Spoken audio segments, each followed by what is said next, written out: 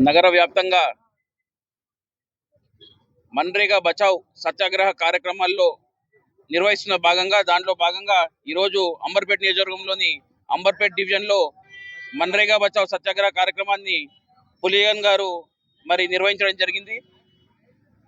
2005వ సంవత్సరంలో ఈ దేశంలోని పేద ప్రజలు గౌరవప్రదంగా బ్రతకాలి, కడుపు నిండా అన్నం తినాలని ఒక సదుద్దేశంతో ఆ రోజు కాంగ్రెస్ పార్టీ అధ్యక్షురాలైనటువంటి సోనియా గాంధీ గారు, అప్పటి ప్రధానమంత్రి మన్మోహన్ సింగ్ గారు రూపొందించినటువంటి Mahatma Gandhi national rural employment guarantee act కి తూట్లు పొడిచే విధంగా భారతీయ జనతా పార్టీ మహాత్మా గాంధీ గారిని కూడా అవమానిస్తూ వారి పేరుని తొలగించడమే కాకుండా ఈ పథక అమలులో కూడా అనేకమైనటువంటి మార్పులు తీసుకొచ్చి ఈ పథకాన్ని పూర్తిగా నిర్వీర్యం చేసే కుట్రకు తెరలేపింది.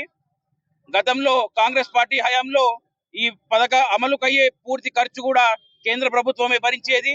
కానీ దాంట్లో మార్పులు తీసుకొచ్చి ఈ రోజు 60% కేంద్ర ప్రభుత్వం భరించాలి, 40% రాష్ట్ర ప్రభుత్వాలు భరించాలని చెప్పేసి ఒక కొత్త నియమాన్ని తీసుకొచ్చి ఆర్థికంగా ఎంతో చితికిపోయినటువంటి రాష్ట్ర ప్రభుత్వాలు ఈ పథకాన్ని అమలు చేయలేక ఈ పథకాన్ని అటకెక్కించే విధంగా కుట్రకి తెరలేపినటువంటి భారతీయ జనతా పార్టీకి బుద్ధి చెప్పే విధంగా ఈరోజు దేశవ్యాప్తంగా రాహుల్ గాంధీ గారు, మల్లికార్జున్ ఖర్గే గారు ఏవైతే పోరాటాలకు పిలుపునిచ్చారో వారి పోరాటాలకు పిలుపుకు మేమందరం కూడా తెలంగాణ రాష్ట్రంలో ముఖ్యంగా హైదరాబాద్ మహానగరంలో కూడా ప్రతి డివిజన్ లో కూడా ప్రతి గల్లీలో కూడా ప్రజలను చైతన్యపరుస్తూ మన్రేగా బచావ్ సత్యాగ్రహ కార్యక్రమం నిర్వహిస్తున్నాము.